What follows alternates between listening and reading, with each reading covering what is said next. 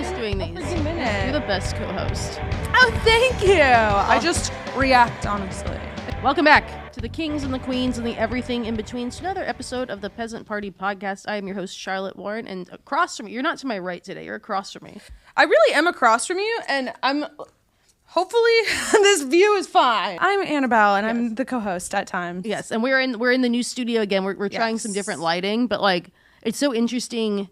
Like what I wear to like do these recordings is so like it's like made to like look good on these cameras, and it's like not always things I would just choose to wear, just like going about my day. But I was getting used to the other room, the other lighting, and then this one's like way different. I like it though. I do too. I like the color. It does feel like we're in heaven. What's new with you? My tummy hurts. I said what's new, not what's. Yeah, my tummy always hurts. Same old. Daniel and I modeled together today. For who? For Bailey? Tito's. Oh, for Tito's. Yeah. Oh, hell yeah. Yeah, he like knows the photographer who was like, oh, you guys would be perfect for this. What'd you have to do? Was it like stuff? It was literally like we were modeling like t-shirts. Okay. It wasn't so too nothing, like sexy or anything. No. A lot of times like they like to use real couples because it's just like one less thing to ask someone for. Yeah. And as a matter of fact, I wore shorts because it's so hot today. So I like wore shorts. They said just kind of like dress normal, casual, like they're not doing makeup or anything. Like they don't have like hair and makeup people. It was like just come how you are. So I came in this. And they put a t-shirt on me, and then they like hemmed and hawed for a long time. And then they gave me like this like really dowdy long jean skirt. Really? That was way too big, and I was like clipping it, and they were like, do you live close? I was like, yeah. They were like, can you go get some jeans? Nice. Okay, sorry, my it's so interesting. Like cheeks are out. Because when I've done like TV, like film stuff, it's like the random like accessories and stuff they have like on hand. Because like they never like well, aside from like 1923, I've never gotten like a full blown costume. Usually it's like come wearing this, and then they like accessorize you, or they give you a jacket, or they're like, oh here, let's move this, like fix that. I want to do that. Usually what it is, but like sometimes the stuff they have on hand is like it looks weird in person, but it's like on camera, like with just the right focus, it probably makes sense. Yeah. Well, I mean, we'll have to see. Yeah, we'll see how these turn out. I'm sure it was great lifestyle type stuff. It wasn't like the Sydney Sweeney photo shoot. I opened like Reddit, and I was like, what the hell's going on with Sydney Sweeney? Genes are often passed down from parent to child. That's how she's like. What does she say? I don't know, because I color. I can't watch like videos when I'm at work and hear the noise, but like from what it sounds like. Which is why, like, whenever all these things get these big blowback, it's not usually, like, the act of it. It's just, like, this person is doing a weird thing as, like, part of a marketing campaign. It's not that it's, like, some sort of, like, statement of, like, we have to, like, of course it's getting a politicized where it's, like, oh, like, we're back to trad wives and white supremacy. And I'm just, like, it's not that. It's just, if something sounds weird, people are going to be like, this is a weird ad campaign. American Eagle sells jeans and apparel, and, like, if you have someone going in there and just like reciting a very weird, I don't know, like seemingly poem thing in a weird voice, it's just like, what the fuck is this? Like, you sell jeans. It is. Be like, hey, look, the jeans look good. Do you want to look good today? Like, or say nothing at all and walk around in your jeans. Okay, and I also, tell me how you feel about this, but I feel like Sydney Sweeney has become over commercialized. And actually I think Ken Urich, she's a Austin influencer, I think Kennedy. she mentioned something about this. Kennedy's great. Yeah, she's fantastic. She said something about like she feels like Sydney Sweeney is cheapening her brand by like taking on all of these projects where she's basically like a svelte kind of like kitten, you know, and the bathwater and it's always like the object of it is kind of like a wink nudge joke about how she's hot. But that's the thing, like which she like, is in on the joke. There's a way. There's two. You can look at it as like this is a girl who's in on the joke, or like. Well, it's like, girl, use your tongue when you speak. I don't. She's your house down. Well, she clearly has acting talent. Like, and she clearly does has she? Range. She has range. Like she was like when she. I think she does, and like, I think there's also like maybe I'm thinking from like broader standpoint, but like you hear stories about like Bruce Willis like realizing he's getting like dementia and then like trying to take on all the work before he was like he like oh no way, he is, I didn't know that. Yeah, he's not like a functioning. That's what I heard. Person Somebody anymore. said that he doesn't remember that he acted at all. Does not remember. But like in the end of his days, he was like taking on like smaller projects because he was just like trying to just build up just more income because he knew like, you know, this is not going to last forever. Like, what can I do? What is easy work that I can take? And like, you as someone who attempted to get into acting and enjoys that, like some part of it, obviously Sydney Sweeney is doing very well for herself, but there is some part of it where it's like a job is a job. Like for an American Eagle ad, you show up, you read a script, you put on some jeans and you go home. Sure. Like at what point is it like, you know, you're getting your bag, you're doing easy work? Like, I don't know. We've read some some weird scripts for our ads. So and we true. we rolled with it. But we had opinions on the product. But she's a star. She's an actor. You know, she's not like an internet famous person, which I feel like would be more understandable. But because she's such a high powered actor at that, like yes, like you say, she has range. She gets cast for like really great important roles, high paying roles. And then for her to kind of like sell out on commercials, you know, when you see like somebody who used to be like a really big actor, or maybe they're now kind of a B-list actor, and they do an ad or something, and it's just like, yeah, like Katherine Heigl after all her scandals, like doing pet food and stuff. I actually didn't know she had scandals. Yeah, she was like she would bite the hand that fed her and would just bash the shows she was in. But like, yeah, incredible. Interesting. I didn't know that. I love 27 Dresses. Yeah, I watched that recently. Me too. She's known for being very snooty. Okay, I can see that. Like, period. And so now she has to do like commercials. I mean, like Sydney Sweeney has range. Like I don't think she's gonna get an Oscar nomination. Like I think no one would take her seriously for that. But also, does she want that?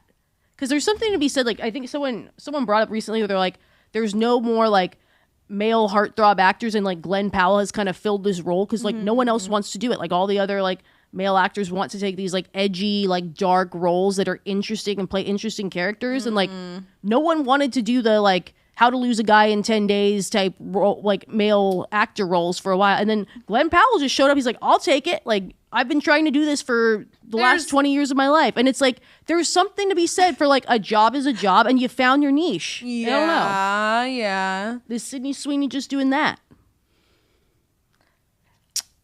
I find it so hard to believe that they couldn't find any gorgeous men who wanted to play the heartthrob roles in extremely well-paying films. Well, I think like anyone. Well, I think there's probably a lot. He's probably willing to do it for less and has like less like weird terms because like there's so many weird contract things where it's like they want to be billed a certain way. Like there's like apparently like Will Smith, like he like his character like he always has to be like the front and center of the poster, and like he can't have his character do any like there's certain like things his character can't do because he thinks it's embarrassing, but like bigger actors get snooty and have that, and like Glenn Powell's willing to do it, and like it seems like Sydney Sweeney's kind of like willing to do that. Like I do think though, I think she will read if you pay her enough money, she'll read whatever script or do whatever. I want to know who at American Eagle like. What was whose art school nephew did they hire that was like, I'm going to do something? Because it felt so fake edgy. It felt like it was also like it was supposed to mirror the Brooke Shields campaign, which I don't know if you've seen any of those. So Brooke Shields did ads for Calvin Klein when she was 14? 16. I think she was in Blue Lagoon at 14, and then she did Calvin Klein ads at 16. And they're horrific. This was like the 80s. Like it not that long ago, but you watch this shit and you're like, "Oh my god." It's atrocious. It's so hard to watch cuz she's like rolling around trying to get her jeans on. It's super sexual, and then she's like very winky at the camera about like, "I've given up childish things." And then she like starts sulking and sucking her thumb. It's scary. No, it's like it's like really scary. And the fact that they would basically try to reinvent that that ad with Sydney Sweeney. Strike number one. Strike number two is like, come the on, dude. Like, you really think people aren't going to look at this and think eugenics? Blue-eyed, blonde-haired, Trump-supporting Sydney Sweeney. Well, I don't know about that. I mean, I don't think that's where I'm like, I don't think there's I'm all the commentary I see is political. I just look at it and I'm like, this is just a weird ad to run when you sell jeans. Like, it's not like, I'm not like, there's a political thing. I'm just like, this is just a dumb, tell me, American Eagle used to be like, the jeans are $39.99 right now and they fit your butt good. Go back to that. Yeah, I'm your target audience. Like, sell too much, I think. What are like? But it's like, what are you trying to like? You're American Eagle. And then there's also like, who are you selling it to? Are you selling it to women, or are you selling Sydney Sweeney to men? Like what? Yeah, like it's also just American. Like Victoria's Secret, I get because it's like you get your girlfriend the gift, like whatever. You go into there, you get your girlfriend the nice lingerie. Like American, like it's you gotta like know your roots and stuff. It's kind of like you're American Eagle. You're not Versace, right? Like that's just not you. It's not going to be you. Yes. And what are you trying to do here? Like, you're not a high fashion thing. Yeah. So the ads are just weird when it's like, it just doesn't fit the audience. It doesn't fit the product. Mm-hmm. Like, even the jeans on top of jeans looks kind of lumpy. Like, Calvin Klein was kind of sexy. It was like, it had both a male, female audience equally. Like, Marky Mark? Like, wasn't he a Calvin Klein guy? Oh, he was, yeah. Yeah. But like, men kind of buy American Eagle, but it's like mostly women buy it. Like Calvin Klein, like both genders kind of buy it. Like I don't know. It has always had. I ate anyway. So much watermelon. I love it. Full of it. I love watermelon. Anyway, do you know the T app? Okay, so in the dating news for the week or the while, do you know anything about the T app data leak? That is the latest in dating news. Okay, so no, I don't. I had a client bring it up. Now that I'm remembering it, like I had a client bring it up, and I think you might have brought it up months ago. That is, and correct. I was kind of like, okay, whatever. And then I had a client say there was some kind of drama with it. Yes. Okay. So I won't say drama is the wrong word. Data breach is the correct word. So, okay. And you might remember this. So I would get people being like, hey, like, can you like just fiddle around with my like dating app founders and stuff? I'm in tech. I'm always down to do that. I'm like, if you have a sandbox account, I can fiddle with. So I know someone from that reached out to me and was like, have you done the T app? So that is why I have it. But I think I showed it to you. It's basically like an app version. It was like an app version of like an Are We Dating the Same Guy group. Mm-hmm. Like you open it up. There is some sort of verification. I say that with quotes to make sure that you are a woman to get into the app. Mm-hmm. And then it's kind of like the Are You Dating the Same Guy groups. You can, share your experience with specific men. Put a name, personal information to warn other women in your area. Yes. Ask about their behaviors, whatever. Yeah. Like a lot of other Are We Dating the Same Guy groups or similar types of apps. I think there's similar ones that exist. Mm-hmm. The kind of the principle it attempts to stand on is like, we are protecting women. Like we want to make sure that no one ends up on a date with an axe murderer, a guy that has a second family. Mm-hmm, mm-hmm. As you might know, it turns into gossip very quickly because these things aren't quite regulated. But anyway, this app that did that, they were hacked. And I say hacked with air quotes, and we'll get back to that. And all of this data was put onto 4chan, which, that's a great place to be, 4chan. But yeah, like it's all of the selfies that were used to verify people / the driver's licenses. So I guess until like late 2023, they required a driver's license. After that, it was just a selfie, as well as all of the things that were being posted, etc. Okay, so I feel like I remember when they required a driver's license. I feel like I do remember that. So I think when I went on, it was a selfie, but already kind of right off the bat, if your like way of getting people to be verified as a woman is like a selfie, do you look like a woman? You're kind of off to a bad start, I think. But basically, the reason this kind of had like a big breach, like everyone's like, oh my gosh, is because this app like really, really sucked. So something like I always like for on the back end, like with the the development. If there's like an app out there that like doesn't charge its users, it has no advertisements, there's no like visible way to like pay for it or whatever. Generally speaking, like if they're making money somehow, they're staying in business. Like if you're not paying them, they're probably doing something with your information. They're hanging on to it to sell it or whatever. And like that's clearly what they were doing. Like they did not protect their users' information. If it really is a verification selfie, you shouldn't be saving it. Like why is that your way of determining who is or isn't a woman? But it was very clear, like it was kind of founded on some shoddy stuff. It seemed to be like from what I can tell, like an information collection disguised as like a let's protect women dating app, or like not dating app, but like discussion app. So it's a whole like hot mess. And then of course like it had all the problems of your typical. So how does it function? What does the T app do? So it looks like it's like an Are We Dating the Same Guy group, except you can like put in your zip code, you can put in information. That was another thing I think I noticed about it too, is like to unlock more features, you had to like, it wasn't like pay money, it was like give them more information. It's like, oh, it's like give more information about this guy. Like to get more information, like you have to submit something about a guy. Like so it was like, it was very weird. Oh yeah. Okay, that is really bizarre. Oh yeah, that sends up a lot of red flags. Yeah. And so as far as the way it functions, so it would basically be like, you can submit information. Still, like log into it, because like I just tried to open it. Like I think I did submit a self. Like if someone wants to like be like you were on right, the app, but like so theoretically you could upload something about a man that you dated and basically be like the same way you would watch out for this guy. He's dating a million people. Red flag. Like red right flag. when you open it, I just open it. Like it's like it's like, do you have any tea on this person? Like it like proactively like tries to collect stuff, and like I never saw anyone I knew. Still functioning, or has it been shut down? It appears to be, but I think people are obviously not touching it. Don't show that on like the screen. I certainly won't. I like at first, because I was like I almost felt like I would see someone I recognized on there if like it was legit, and I never have recognized someone. But also it seems like just like if you go into an Are We Dating the Same Guy group, like the amount of boomers in there that can't recognize AI, or just like people that are just delusional and crazy.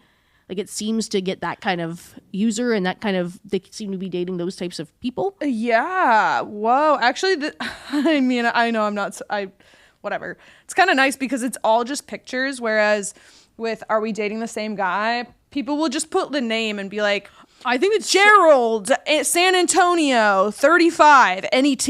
Like what? So that was like the funniest thing. Like I don't participate in those. I am like curious about them because I do this, so it's like, what are people talking about? But just like, anyone know a Joe R who's like in his 30s in Austin? And then like people are like, no pictures, like no nothing, and like someone's like, I went on a date with a Joe R last week, like who know, like, and people are like, they take it so seriously. It's like, Jesus Christ. And like the people they've never even like been on an actual date with, like people they didn't even match, is so weird. Yeah. Like, and I think it gets a very interesting crowd for a reason. But anyway, of course, it's like, like all of the gossipers are like revealed and blah, blah, blah. Like, yeah. Which I think like that's where people, you got to be careful with these like random apps that are claiming to protect you and like being like, oh, we're here to protect women. Like, no, we're here to, pretend to protect women. So I'd heard that it was like an incel kind of guy who breached it. I think it was. So it was like, it's a hacker type, which like I'm sure the Venn diagram of that, like I think it was also just, it was a quick win it was a quick, I say win with quotes, because it was just that bad of an app. Yeah. But of course people are like, oh, like we got all the gossipers and like, right. I don't know. Whoa. Interesting. Yeah. But well, I mean, there's like, also just issues with that style, like vigilante justice. And I wish that we could share information like this.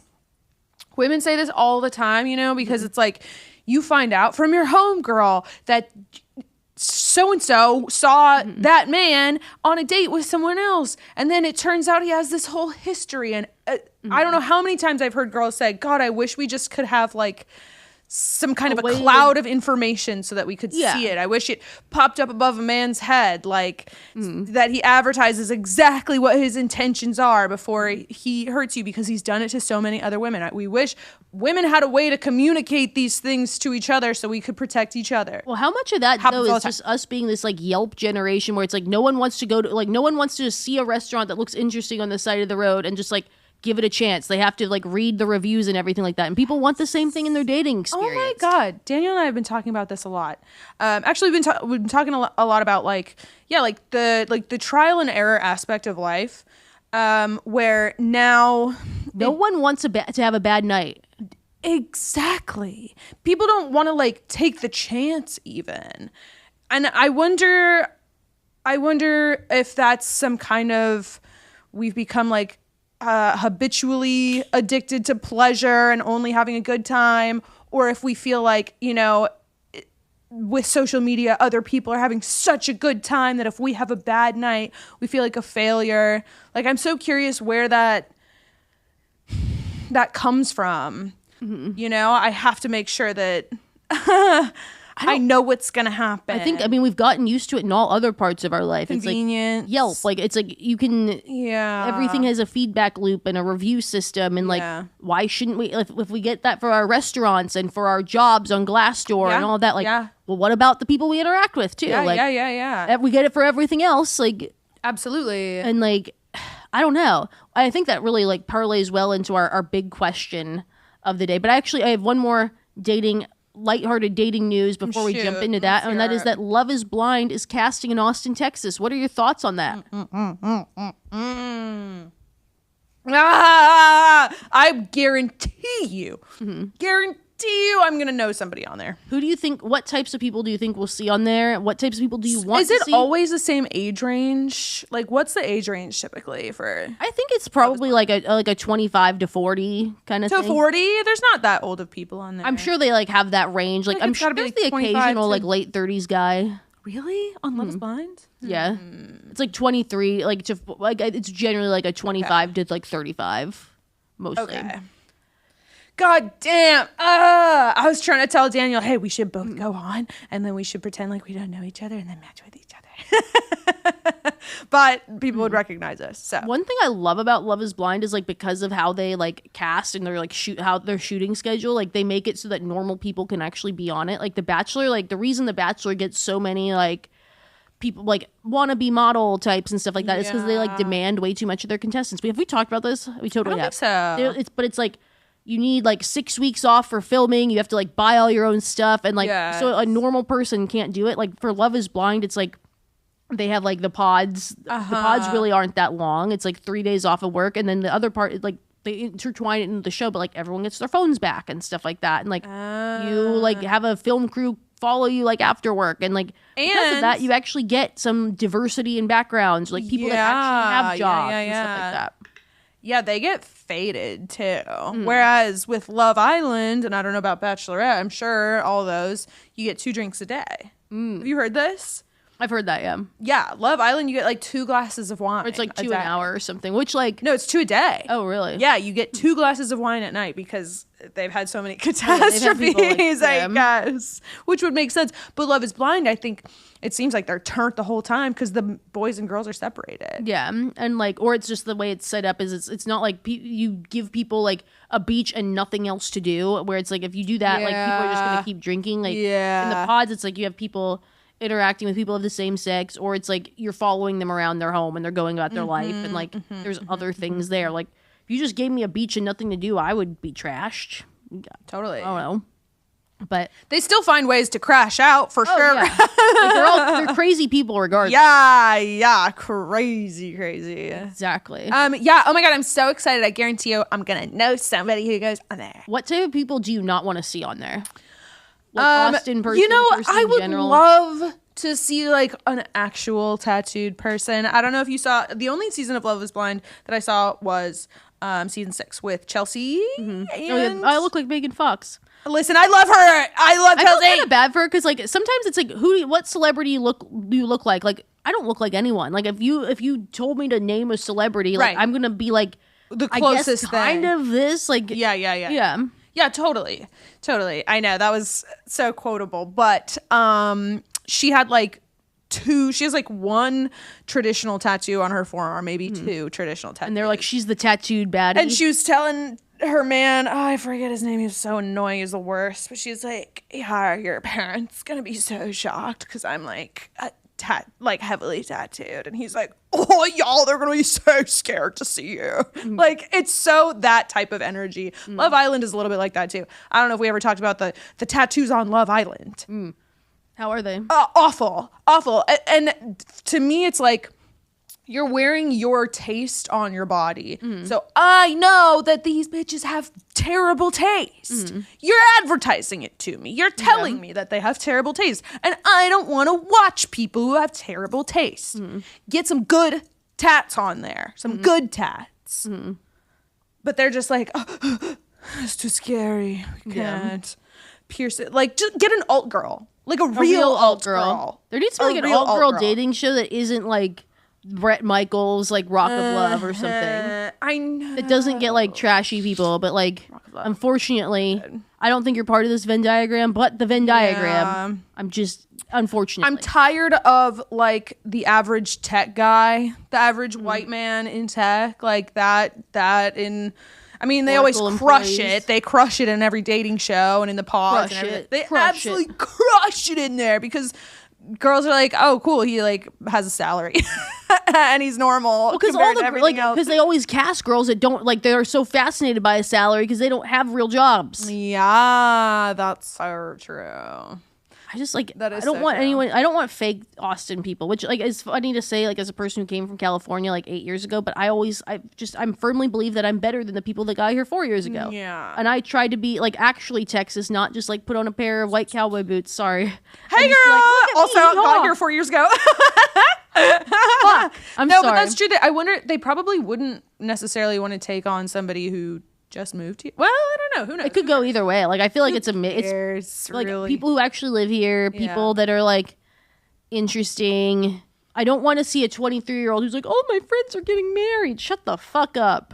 You're fine. Yeah. We always joked at work about Chris Burton. He just moved away, but we would always, because he watched Love is Blind too, and we would always joke about like that and Bachelorette, them being like, she's not here for the right reasons. Like, Bachelorette like kind of makes sense because it is like, Okay, but like you're getting like these very I'm on the specific- TV show for the right reasons. no one's on a TV show for the right reasons.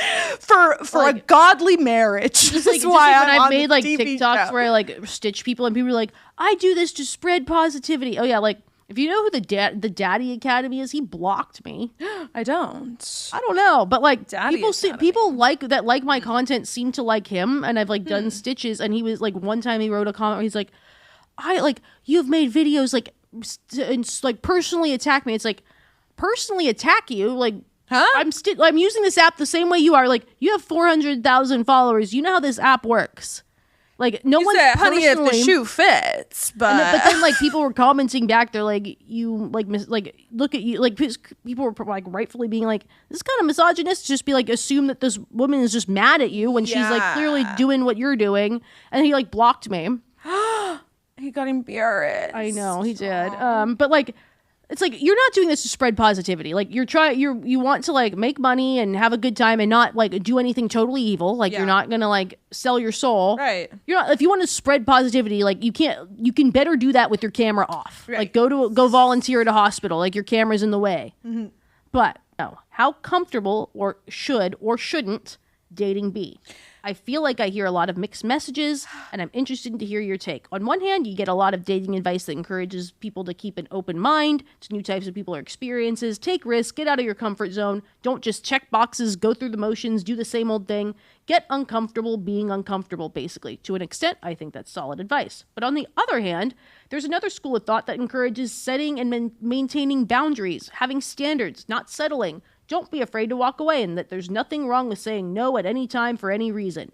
Stand your ground, basically. I also agree with that to an extent. However, I feel like with both of these schools of thought, people buy into them to an extreme, and it's tough to know what the line is for good or healthy discomfort versus bad discomfort. What are your thoughts?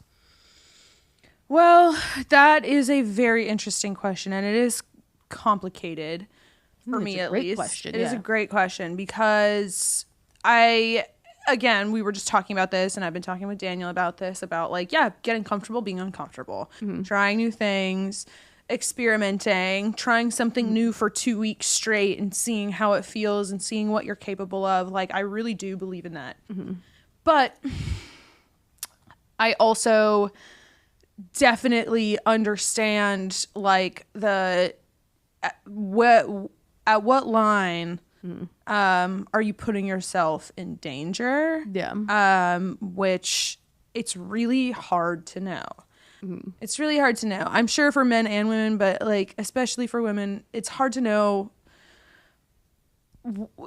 at what point. Like it's hard to know what that man's intentions are, or it kind of always feels like they're waiting for your boundaries to like sort of slip backwards so they can take a step forward. so with dating, it's like hard. Like, how much risk do you take? You know? Yeah. And so that's why I think it's a tough question. Like, and I think it's a great question for that reason, where it's like there is a lot of messaging where it's like, get out of your comfort zone. And like we're saying, like, you're not gonna, like, the world's not gonna end if you have a bad date. Like, so many people, like, before a date, they're like, what's this person looking for? Like, I can't, like, I've got to go into it knowing that, like, this is gonna go well, or it's a waste of time if I go at all. Like, there's the mystery, the trial and error is gone. And like, that's really, it's important to, like, you know, there's nothing like dating is actually a relatively new thing in general, but like having bad dates is like kind of part of the deal. Or okay, like, so what about like this? Like, I mean, obviously use your head, you know, when selecting somebody to go on a date with. But I think maybe you have to have also the confidence to walk away when it does cross your boundary. So like, and that's also another very uncomfortable thing. Like, what's the boundary? Like, how do you know what's reasonable? Like, because anything is fair to be a boundary. Like, no one can tell you how to feel, and that's like the messaging of all of this too. Yes. It's like, well, okay, no one can tell you how to feel, and that's so important. But I think that is the core message, right? Is like, trust, like, your gut, trust what you feel. I can only, like, the time that I figured this out, and it really truly like took this one time and I completely changed for the rest of my life. I accepted like a date with a guy that I knew his friend. And so I thought like, oh, he's going to be fine and normal. Like, that's so cool. I like kind of like ran into him on the street and he was like, yeah, let me get your number. I would love to like take you out sometime. Turns out this guy was like really scary. And is this the guy that tattooed the dog? No. You think everybody's the guy that tattooed the dog? It's not. A fucking terrifying. No, it's not. It was thing to do. I don't like that person. I don't know why I thought this guy seemed normal. He was confident, like asked me out, whatever. And then we were gonna like go to Barton Springs, and he was like, yeah, and then we can like go back to my place. I have a house. Let me cook you dinner. Blah blah blah. He made it sound like really normal and cool. And so, dumbass me. This was like in between. Is this the house that you thought it was like a crack? Like, you're walking, you're like, this literally is a crack was house. like a crack house. Yeah, exactly. So I wouldn't say it's like a crack house. It was empty. It was dirty. It had cobwebs. It hadn't been. He was like, oh, I've had this house for a year. I was like, yeah, you haven't cleaned this house in a year. And the backyard completely overgrown. And like I don't know, like he had like a bigger gut than I remembered and was like balding and like all of this other stuff too. And his energy was insane. And he was like, we can smoke weed, blah, blah, blah. And then I think he made one comment about, he tried to feed me sea moss and he told me that it's an aphrodisiac. And he kind of almost like winked. And then he's like, I'm gonna go to the bathroom. And in that moment, I was like, bitch, if you don't get out of here right now, you're a clown. Like, it hit me like a truck. I was like, because that whole time I'm like, well, I'm locked in. I can't. I'm not allowed. It's so uncomfortable. I can't leave. And then all of a sudden I was like, do you have legs? Stand up and walk out, dumbass. And that moment it clicked. I had to be like, no, bitch, trust your gut. It's okay to leave. Fuck this guy. And I did. And I have been different like since then. I think I was 27 at that time. I've been completely different since then. Yeah. Now it's like, if you are getting a weird feeling on a date, hey, get up and leave. It's okay. It's not like, you know, do it as safely as possible, obviously, but you can leave. Yeah. And I think like that's why like the frustrating answer is like what you're describing is intangible. It's like that gut feeling. And I encourage everyone to read the book The Gift of Fear. And it's that pit in your stomach. Yeah. Like, you kind of know when you know, just like sometimes though, like, it's not. There was that court case where it was like what is a pornographic image? It's like, you know it when you see it. Right. It's like, you know it when like, I hate giving that answer to someone who's probably like, well, like there's these extremes, because like both sides get like weaponized by the worst types of people. And I'll come back to that because I want you to finish what you're saying. Yeah. Well, I was going to say, like, because I heard that all the time growing up too. Like, oh, trust your gut when you have a gut feeling, when you have a pit in your stomach. And I kind of never really understood that because I was like, I don't feel a pit in my stomach. I don't have my conscience screaming words at me. It's more like if you are like on a date and you even just get like a little bit of an uncomfortable shiver, or they say something like, normally, you know, you're in a social setting, you kind of like laugh it off or whatever, but it does turn something like weird in your stomach. You're going to think about it later. Like just, that's your gut. That's your gut. It's not like a clear pit in your stomach. Sometimes it's just a little bit of like something where you're like, oh, but you talk yourself out of it. You're like, no, you're overreacting. It's fine. He didn't mean it that way. Blah, blah, blah. Your brain tries to convince itself otherwise. Yeah. Yeah. And that's a normal, I think it's normal. Like you want to believe the people around you are good people and that things are mistakes, like, you know, just oops, like, oh, you know, I'm probably overthinking it. Like that's, I think, normal. I've started also too to like trust that, like, hey, if your stomach does that weird little flip, promise you, if you tell a homegirl, if you tell any other woman, they're probably gonna say they would have the same reaction. Yeah.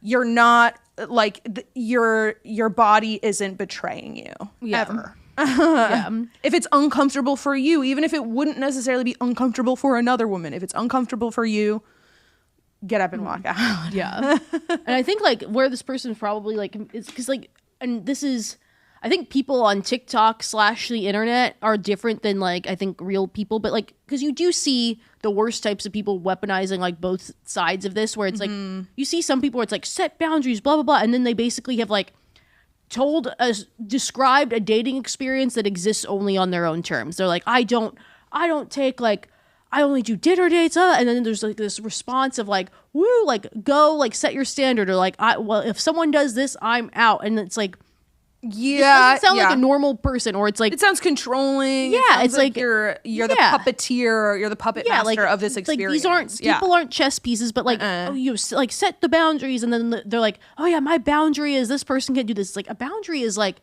I'm not comfortable with this. It's not like I need a person to do all these things for me, but like you see those types of people, and then you also have people where it's like, you know, the people that keep trying to push your buttons, where it's like, oh, you know, I'm not comfortable with that, but like, oh, just live a little, like, you know, what's the harm? And like, it does feel like there's the worst types of people weaponizing both of those things. Like, you know, just live a little, like, you know, try something new, like, don't be closed-minded, like, you know, whatever, as well as like, you know, like, say no, like, set boundaries, but it's for something totally like, I think reasonable. Like we said about how, you know, everyone wants to like experience where they can like just look up a Yelp review because like they can't just try something and not have a good time. Like it's like you have to know in advance that it's going to be fun. Like you have to be 100% comfortable everywhere. People are so scared to. Also, this is another thing that Daniel and I have been talking about, like, and I've just been thinking about a lot. I don't know if you saw my close friend story the other day about how like people don't ponder anymore. They don't. They don't. And it's because, I mean, there's a few reasons for it. I think partially it's like discomfort with boredom for one. And then there's also just discomfort with like other people seeing you doing nothing. And looking like you're bored and looking like you're alone and you have nothing to, and it's just like an uncomfortable feeling. I know for me, a lot of like I don't just stare off into space much because I feel like I'm constantly being watched, and I don't know if that's like the surveillance state or if that's social media or if it's like because I have a lot of tattoos. Like I don't know why I feel that way, but I definitely feel more safe and comfortable like looking at my phone even if I'm not actually looking at anything. And so I think we get also very like uncomfortable and afraid of that kind of feeling of boredom and like just kind of letting your mind wander and your eyes glaze over, you know? It's too easy to get answers. Right. It's like it is. Back in the day it was like people had encyclopedias, like you wanted to look something up. You had like 20 big giant books, like, and it was like the weird person. But the thing is like I love having information, you know, I love being like I have a question and I can Google it. I love that, but I hate kind of just the mind-numbing, like abandoning your imagination, abandoning your creativity because it's so much more fun to be on TikTok. Because it's not so slow moving. People don't want to like, you know, bear through the time of waiting in line and doing nothing at all during that time. Like they hate that. We also have a really strong efficiency and convenience culture. So I'm trying really hard to like, Daniel was saying like when we go out to dinner, he and I go to the bathroom, he won't look at his phone. He makes sure not to like take his phone out. And I've started doing certain things like that too, where instinctually I would have just been been looking at it, and I just let it go and try to like be in the moment a little bit more. We were made to be like hunter gatherers. We weren't built for this like technology. No, yeah. Our brains are not evolving as quickly as technology. Exactly. Which brings us, I think the next like short question kind of goes really well from that question, which is cool. Actually, do you want to read that one? It's the second mailbag. Okay.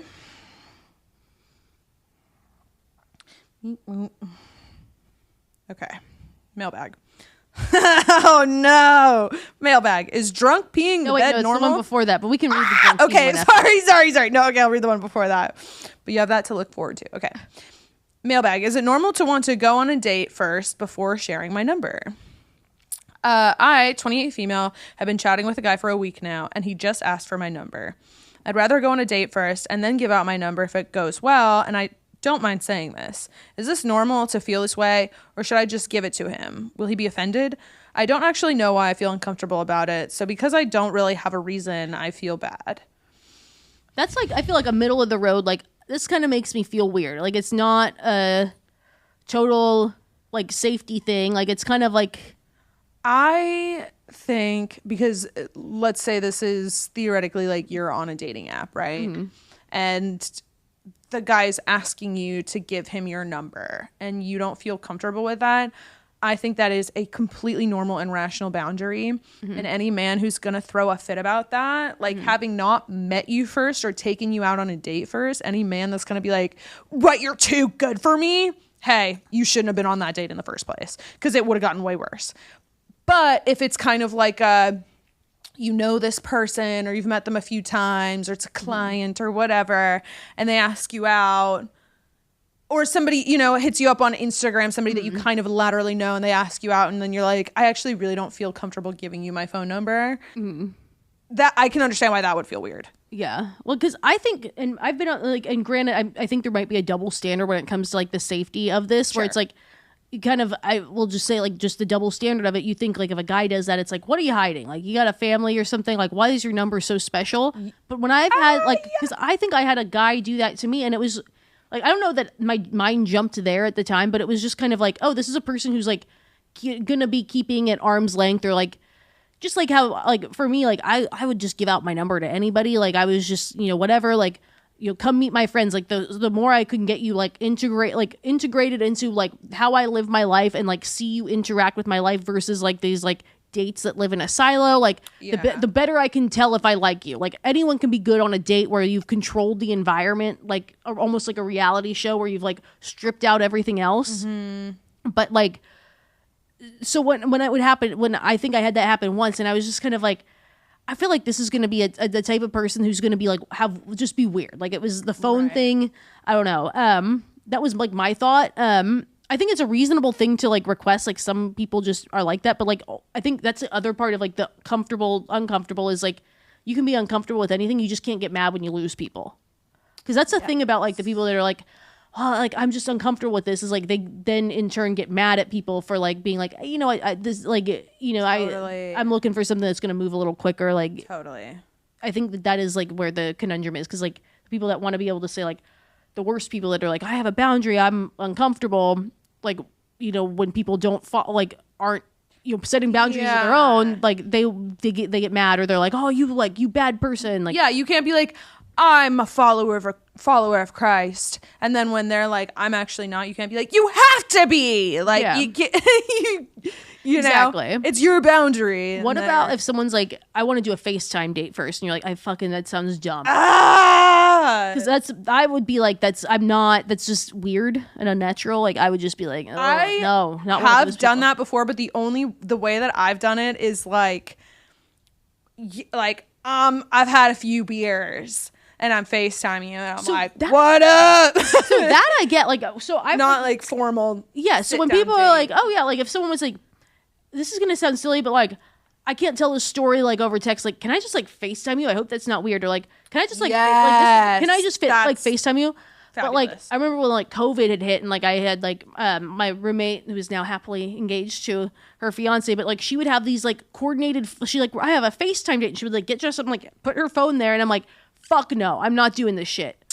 I'm not. Like, it was also just like I was in denial about not like a COVID denier, but I was like, I'm not playing into any of the COVID gimmicks if I wouldn't do it. And like, not that I was like running around talking to people. FaceTime dating was crazy. Yeah, but I also brought a lot of people like doing at home dates things that were like just like weaponizing the whole like, oh, like we can't, like you got to come to my rooftop.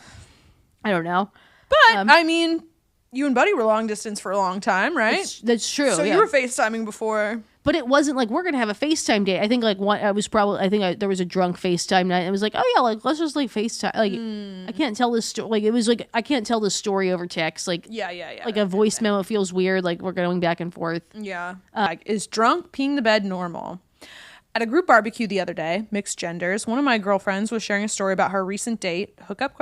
Wet her bed after a night of drinking together. Understandably, she was pretty annoyed, and it made her pause on whether or not she wanted to continue seeing someone she'd initially really liked. What surprised me, though, was that others in the group responded as though this is a normal thing for an adult to do, and encouraged her to give this guy another chance. Wait, is it a girl or a guy? Okay, anyway. Yeah. It sounds like it was a guy that peed the bed. Yeah. One guy said, I know a lot of drunk peers. It happens all the time. Another said that it happened with every girl he ever dated at least once. Another woman in the group said the same thing. I've never had this happen with a date, nor have I done it. And I'm pretty sure that if I had a date that did this, I'd promptly kick them out of my house and never speak to them again. If the shoe were on the other foot, I'd check into rehab because that would be a sign that I had a serious problem. Anyway, am I just a prude pearl clutcher or are my friends into weird stuff? I think that's batshit insane. So should I elaborate? What the hell? I think it's like drunk peeing people are like, I don't know what it is, but like the smell of piss like makes me physically ill. Like I've had like I had like roommates who like had like a dog that would pee, and it was just like that. I was like, this isn't gonna happen. Like the second that was happening, I was like, I'm out. Like when Dolly's, I freak out. Like I hate the smell of urine. But like on people, people pee smells bad too. Right. But like I've never. I don't recall bedwetting growing up. Like I don't remember that. No. And like no, I'm just like that is so gross. But like I know some people that are like weird about throwing up in a way that like. I'm kind of like, throwing up. Like you have emetophobia. Yeah. Like as long as like I have it a little bit. And throw up. Like. I got whatever. it a little bit. It's the fear of throwing up. Yeah, I've known people where it's like, oh, they threw up and they're like freak out, but like, no, because what was it? No, I like had maybe it was like with Sam and Michelle in the car, but like Sam, they were like, oh yeah, like the guy, like their friend, like oh yeah, he peed, like a guy like peed the bed. Like I think it was like their like someone hooked up with someone and someone peed the bed or something, and they're like, oh, a bed pee. It was like, wait, what? Like that's a normal. And you know what? I have heard of it. I know that it is a thing, like, but to me it says, first of all, that guy got way too drunk, or that whoever you're with, how the hell do you get so drunk that you pee in the bed? I don't know. I think it's so your bladder don't wake you up. Like, I'm also just like, if someone peed in my bed, like I'm like, to me that's like you're drunk, and then you wake up a little bit and you really have to pee. But then you just say, you know what? Yeah, like I'm just not gonna get up. I'll just do it here. That's a scary person. Like, because I'm always like, I think the ick is like a very cliche term, but like that is something that like I think it would happen. Like it would if this happened now. Like unless like Buddy was very very like violently ill or something, but like all the, like I would be like. We gotta like I would just be like, should we go to a doctor? Like, yeah, like something is wrong. Like, unless we're going, if this is like anything more than like I must have a health issue. Like, oh my god, it would be like, what is going on? No, yeah, that is never crazy. I mean, or like just peeing yourself. If someone had a health issue, that's one thing. But like, if someone's like, oh yeah, I drunk pee in beds. Yeah, as an adult, no. So scary. I think it's okay to be like I don't know. But some people are like, oh yeah, they peed the bed. I'm like, that's not fun. No, that's weird. That's gross. Yeah. That's not like a silly little. No, it's not. No, gross. No, and that's me being a stick in my ass. It's not a quirk, I would say. It's not a quirk. Like an Don't pee in bed. idiosyncrasy. Like, no, It's you're like an adult. You're an adult. Get a fucking diaper. That's like, Dilly. work at your job. And I'm not drinking Bud Light because of you, because you suck at marketing. Has nothing to do with it. It's I hate gay people. No, I say this as a strong ally. Strong ally, but Very anti-Alyssa Schlitterbahn. I'm going to get Miles Teller and his wife to dance around on their fancy couches. Yeah. Fucking dilly. You're the reason we're boycotting Alyssa. Yeah, fuck you, Alyssa. You suck at marketing. And anyone who hires you, like Live Golf, is fucking stupid. Anyway. Everyone have a good one. Okay, ciao. Love you.